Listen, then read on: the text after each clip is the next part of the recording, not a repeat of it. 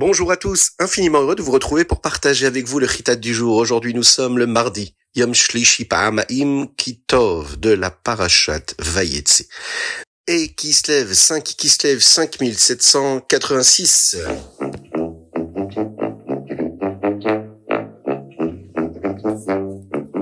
Kislev, c'est ce mois chassidique, en raison des nombreux jours de fêtes qui y sont liés. Nous allons vivre le mois de la rédemption. C'est le mois où le Rabbi Shlomo Zalman fut libéré de prison, le Yud-Tet Kislev. C'est un événement qui décida dans les cieux que la chassidoute triompherait toujours de tout obstacle. C'est aussi le jour de la libération du Admour HaEmtsaï, qui lui aussi avait été mis en prison en raison de la diffusion de la chassidoute. Et également, nous avons l'anniversaire du décès du Admour HaEmtsaï. C'est ainsi que le mariage du Rabbi de Lubavitch va se passer le Yud Dalet Kislev, 14 Kislev. C'est aussi à Rosh Chodesh Kislev que le Rabbi put à nouveau être parmi les chassidim après une maladie très difficile qu'il a dû traverser et qui avait beaucoup inquiété la communauté chassidique ainsi que du monde entier. Bien sûr, le mois de Kislev se termine avec la fête de Hanouka qui elle est centrée sur la lumière. Et la chassidoute, c'est la lumière, une lumière spirituelle qui transcende la matérialité. Comme cette lumière qui montre la route à une personne qui cherche sa route. Ner mitzvah vetorah or, la Torah, c'est une bougie. Et la mitzvah, c'est une lumière. Ce qu'il faut savoir, c'est que quand nous étudions le chitat, cette étude quotidienne, il nous permet de trouver cette lumière-là, qui nous permet, elle, de trouver notre route et d'accomplir la volonté de Dieu, ici-bas sur terre.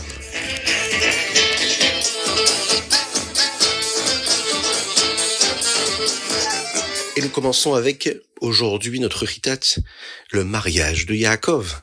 Yaakov Avinu, nous l'avons dit hier, a décidé de se marier avec Rachel. Elle est très particulière et il souhaite l'épouser. Il demande à Lavan de lui donner Rachel pour épouse en échange des 7 années de travail qu'il lui offrait, soit la même durée que celle que sa mère lui avait dit de travailler pour Lavan. Sachant que Lavan était une personne rusée, Yaakov essaya d'être extrêmement prudent pour ne pas être trompé. Il précisa à Lavan exactement qui il voulait épouser pour qu'il ne puisse pas faire semblant de ne pas comprendre. Rachel, mais pas quelqu'un d'autre. La fille de Lavan, et pas une autre Rachel. La plus jeune, il lui précise, pour qu'il ne puisse pas intervertir leur nom. Le texte nous le dit. Yaakov donna même à Rachel des signes secrets pour s'assurer que c'était bien elle, au cas où Lavan essayerait encore de le tromper. Il va donc travailler très dur pendant 7 ans, mais le temps lui passa très vite, car il était tellement heureux d'avoir une fiancée, une Kalassi spéciale. Et après les 7 années, Yaakov demanda à Lavan d'épouser Rachel, car il devait absolument rentrer chez lui et était déjà âgé de 84 ans. Lavan va organiser une grande fête de mariage, mais au lieu d'emmener Rachel à Yaakov, il amena Léa. Il la garda voilée pendant toute la cérémonie pour que Yaakov ne s'en aperçoive pas. Et bien que Léa fût l'aînée, Lavan lui donna la servante la plus jeune, Zilpa, pour rendre sa ruse plus difficile à déceler. Rachel savait que Léa serait très embarrassée si Yaakov découvrait immédiatement la supercherie. Elle fit donc preuve de Messirut Nefesh. Elle va se sacrifier et donner à Léa les signes secrets que Yaakov lui avait donnés. Et Léa, connaissant les signes, laissa penser à Yaakov qu'elle était Rachel et l'épousa. Le matin, Yaakov réalise que c'était Léa et demanda à Lavan pourquoi il avait trompé. Lavan ne fut pas désolé, il dit « Tu le sais bien, nous ne pouvons pas faire une chose pareille. Donner la sœur cadette avant l'aînée, cela ne se fait pas. Tu devais donc d'abord épouser Léa et seulement ensuite tu pourras épouser Rachel après les Sheva Brachot, les 7 jours de festivité. Tu pourras l'épouser, mais tu devras alors rester ici et travailler 7 années supplémentaires pour elle. » Yaakov va accepter et il va épouser Rachel après ces 7 années de travail. Lavan va lui donner également une servante, Bilha. Yaakov, à ce moment-là, observait l'intégralité de la Torah. Les textes nous disent que même avant que celle-ci ne soit donnée au Har Sinaï, au mont Sinaï, bien que la Torah interdise d'épouser 2 sœurs, Yaakov épousa Rachel, bien qu'il fût déjà marié à Léa. Parce qu'avant Matan Torah, à observer les mitzvot, c'était une rigueur facultative, ce qu'on appelle une chumra, qu'il n'était pas obligé de suivre. Cependant, nuire à autrui est une transgression en tout temps, même avant que la Torah ne soit donnée. Nous apprenons ici de Yaakov Avinu que même si nous souhaitons être très stricts, très mahmir dans nos pratiques de la Torah, nous devons toujours nous assurer de ne jamais faire de mal à personne d'autre. C'est le rabbi de Lubavitch qui le précise dans une de ses sichot, de ses discours chassidiques sur la parashat Vayitze. Yaakov travailla 7 années de plus, tout aussi dur qu'avant, même si Lavan l'avait trompé. Hachem vit que Yaakov considérait Rachel comme la plus spéciale et que Léa se sentait mal. Akadosh Baruch Hu fit donc un miracle et permit à Léa d'avoir des enfants, tandis que Rachel, elle, ne le pouvait toujours pas. Premier enfant qu'elle va avoir, c'est Réhouven, un garçon, avec une sœur jumelle d'ailleurs, les textes nous disent. Craignons d'abord que cet enfant ne devienne méchant, un rachat. Pourquoi? Eh bien parce que l'aîné d'Abraham est celui d'Yitzhak, l'était devenu. Abraham a eu Ishmaël en premier, Yitzhak a eu Esav en premier. Alors elle vit par le roi HaKodesh, par cet Esprit Saint-là, que cet enfant serait très spécial. Elle va l'appeler Réhouven. Réhou, comme voir, Bein, entre. Voyez la différence entre mon aîné et l'aîné de Yitzhak. Et elle ajouta, Hachem a vu, Réhou, que je me sentais mal, parce qu'Yaakov aimait Rachel plus que moi, alors il m'a donné un fils spécial pour que Yaakov m'aime aussi. Ensuite, elle va avoir un deuxième enfant, Shimon. Elle va avoir à ce moment-là, les textes nous disent, des triplés, 2 filles et un garçon. Shimon, elle l'appela ainsi parce que Hachem a entendu, Shema. Il a entendu que je me sentais moins aimé par Yaakov, il m'a donné donc cet enfant. Ensuite, elle va avoir un autre enfant, Lévi. Lévi viendra avec une fille également, des jumeaux. Elle nomma le garçon Lévi, qui signifie attaché, Apaham Yelave Ishi, puisqu'elle avait maintenant ses 3 tribus, les 3 shvatim, les 3 premières. Yaakov, c'est sûr, s'attacherait à elle. Elle savait par roi HaKodesh qu'il devait y avoir 12 shvatim de 4 épouses, et pensait que chacune en aurait 3. Une fois encore, Léa va tomber enceinte et avoir des jumeaux, un garçon et une fille. Elle va nommer cette fois-ci le garçon Yehuda. Cette fois-ci, elle voulait remercier Akadosh Baruch Hu. Hapaham Odeh et Hashem. Je vais remercier Akadosh Baruch Hu de m'avoir donné plus de 3 shvatim. Et après cela, elle cessa d'avoir des enfants. Rachel, elle, de son côté, était jalouse des bonnes actions que Léa avait dû accomplir pour mériter d'avoir des enfants. Elle dit à Yaakov que sans enfants, sa vie ne valait pas la peine d'être vécue. Elle lui demanda de prier pour elle, tout comme Yitzhak avait prié pour Rivka. Yaakov, de son côté, était contrarié car la situation était différente. Quand Yitzhak Avinu avait prié pour sa femme Rivka, il n'avait pas encore d'enfant du tout. Il savait donc que c'était en partie de sa faute. Mais Yaakov, lui, avait déjà des enfants. Seule Rachel n'en avait pas. Il semblait donc qu'Akadosh Baruch Hu l'empêchait, elle, d'avoir des enfants. Ce à quoi Rachel répliqua. Alors dans ce cas-là, prie comme Abraham a prié pour Sarah, même s'il avait déjà eu des enfants avec Agar. Et la réponse de Yaakov fut la suivante. Sarah a dit à Abraham d'épouser Agar, espérant même que ce mérite-là lui permettrait d'avoir, elle aussi, des enfants. Rachel lui répondit, « Si tel est le problème, tu peux épouser ma servante Bilha, et j'espère que par ce mérite, je mériterai aussi d'avoir un enfant. » Yaakov va l'épouser. Il va avoir des jumeaux, un garçon et une fille. À ce moment-là, Rachel dit qu'Akadosh Baruch Hu avait jugé sa cause pour le bien et nomma le fils de Bilha Dan, comme le mot Dan qui veut dire juger. Bilha eut une autre paire de jumeaux. Et là, Rachel nomma ce garçon Naphtali, car elle avait supplié Akadosh Baruch Hu d'avoir autant d'enfants que Léa. Léa, de son côté, réalise qu'elle n'avait plus d'enfants. Et puisque Rachel avait dit à Yaakov d'épouser Bilha, elle fit de même et dit à Yaakov d'épouser Zilpa, sa servante. Zilpa eut aussi des jumeaux, un garçon et une fille. Et Léa dit que c'était de bonne fortune. Elle l'appela donc Gad. Gad naquit lui déjà circoncis, déjà avec la Brit Mila. Zilpa eut encore une fois une autre paire de jumeaux, et Léa dit que puisque les gens diraient, mais du bien d'elle, Ishrou, puisque elle avait déjà eu des enfants, alors elle appellerait Asher comme le bonheur. Asher comme la personne qui est heureuse. Ce qu'on souhaite aujourd'hui, Bezrat Hashem, pour tout le clan d'Israël, et à toutes les personnes qui n'ont pas encore d'enfants, qu'Akadosh Baruch Hu leur envoie des enfants par le mérite de l'étude de notre Ritat du jour qui parle de si belle naissance pour le Ham Israël.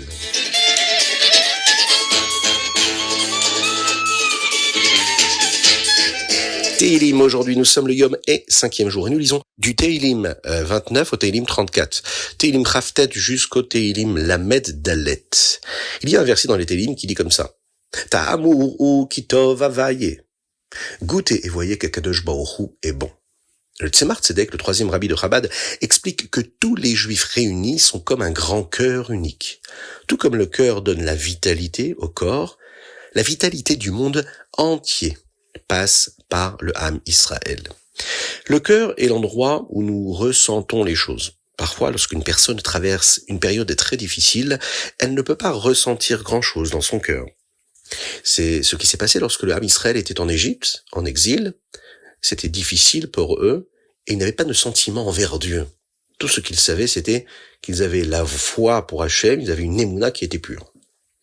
Lorsque nous sommes arrivés en Eretz Israël, après tous les miracles de la sortie d'Égypte, lorsque nous avons eu à traverser le désert et que nous nous sommes battus pour obtenir cette terre-là, le cœur du monde, c'est-à-dire tout le Ham Israël, a finalement pu apprécier toutes ces choses-là que Dieu leur avait données et ressentir la bonté d'Hachem envers nous.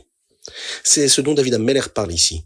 Lorsque le Ham Israël est capable de goûter ta'amuru et d'apprécier qu'Akadosh Baruch Hu kitov avaye, qu'Hachem est bon. Maintenant que le Ham Israël a reçu, et nous le célébrons pendant le mois de Kislev, la lumière de la Chassidoute, nous pouvons tous venir et goûter à quel point Akadosh Baruch Hu est bon, en étudiant la Chassidoute, en agissant selon ses enseignements. Une fois, le rabbi Shneor Zalman de Liadi, qui lui a enseigné la Chassidoute Chabad, c'est une Chassidoute que les gens peuvent comprendre, apprécier. Il est entré dans une synagogue, dans une choule, il frappa sur la bima et dit avec un air particulier, avec un nigun, comme ça, un chant, Ta'amur ou kitov avaye, goûtez et vous verrez qu'Hachem est bon. De nombreuses personnes qui l'entendirent furent très émues de ce qu'il avait dit. Ils ont ressenti ce que le Admor HaZaken voulait transmettre. Ils décidèrent de suivre le Admor HaZaken pour étudier la Chassidoute et devinrent des Chassidim Chabad.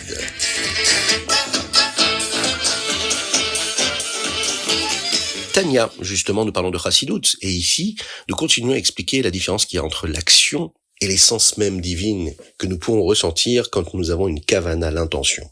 Nous allons voir que ce n'est pas contradictoire, mais complémentaire. Lorsque nous accomplissons une mitzvah, il y a deux parties. L'action physique, le maasé, et l'intention, la kavana dans la mitzvah. La kavana est ce que nous avons dans notre esprit, ce à quoi nous pensons lorsque nous faisons quelque chose.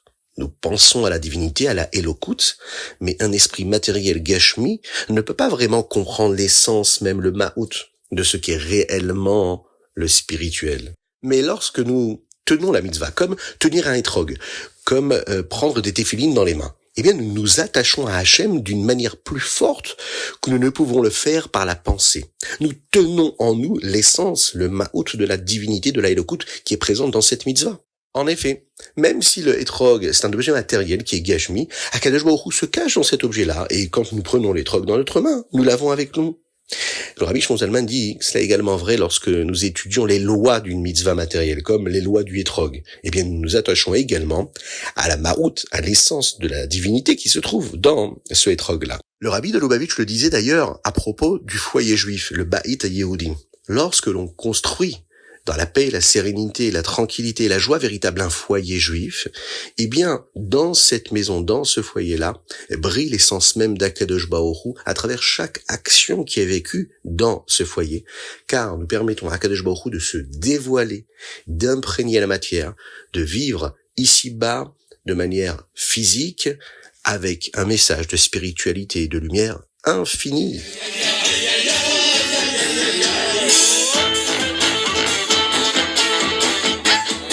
Ayom Yom. Aujourd'hui, nous sommes le 5 Kislev. Et le Ayom Yom d'aujourd'hui traite du sujet de la tfila, tel qu'expliqué dans la Chassidoute. La prière est comme une échelle. On se rappelle de ce qu'a vécu Yaakov. Ce fameux rêve où il voit cette échelle qui est posée sur la terre mais qui atteint les cieux, Shamaim. C'est exactement ce qu'est la tfila. Lorsque nous commençons à prier, nous sommes comme des personnes qui sommes ancrées dans le sol. Notre neshama est encore un peu endormi et nous ne sentons pas la spiritualité entrer en nous. À chaque partie de la tfila, notre neshama commence à se répandre dans notre corps. Notre corps commence à ressentir plus de rouhaniyut, plus de spiritualité grâce à la proximité que nous avons avec Dieu. La partie la plus élevée de l'échelle de la tfila, c'est lorsque nous nous connectons à Hachem de la manière la plus proche possible. Lorsque nous disons par exemple la tfila de la Hamida, le Shmona Esrei, nous arrivons au summum. Ce Hayom Yom est tiré d'un Mahamar, d'un discours du Rabbi Yosef Yitzhak qui a été prononcé dans une synagogue qui était appelée Bnei Reuven à Chicago lors de sa première visite en Amérique en 1930. Dans ce discours, le Rabbi Yosef Yitzhak explique ce à quoi nous devons penser à chaque échelon de la prière pour atteindre le sommet. En bas, nous ne pouvons qu'admettre qu'Akadosh Baruch Hu est présent, même si nous ne le ressentons pas. Mais au sommet de l'échelle, nous sentons que nous nous tenons devant Akadosh Baruch Hu, avec cette annihilation complète, ce bitoul, cette abnégation pour Akadosh Baruch Hu, à tel point que nous sommes en mesure de lui demander nos besoins qui Be'ezrat Hashem seront réalisés.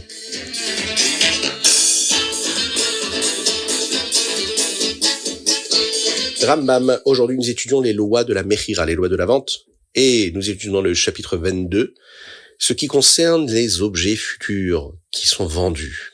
Nous apprenons qu'il est interdit de vendre quelque chose qui n'existe pas encore, comme vendre tout ce qui poussera de cet arbre. Par contre, le Rambam nous dit ici qu'une personne qui souhaite dire que je décide de donner à la tzedaka tout ce qui pousse dans ce champ, il devra absolument tenir sa promesse. Dans le chapitre 23, ici on nous apprend qu'il est différent de vendre à quelqu'un la possibilité de cultiver quelque chose dans son champ, car il est permis de vendre ce droit. Il lui permet en effet d'utiliser le champ qui lui existe déjà. Enfin, dans le chapitre 24, on nous dit ici que si nous vendons des arbres à quelqu'un, eh bien nous devons également lui vendre suffisamment d'espace dans le champ pour qu'il puisse s'en occuper.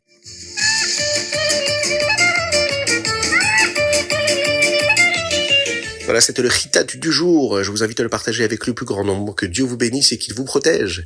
Qu'il inonde votre existence de bonté, de grâce et de miséricorde. Qu'Akadosh Baruch Hu bénisse le Ham Israël de tranquillité, de paix, de sérénité. Qu'il guérisse tous les malades du Ham Israël. Et que chacun, là où il se trouve, pense à une personne qui a besoin de bracha, de bénédiction, qui a besoin de réussite, qui a besoin de guérison.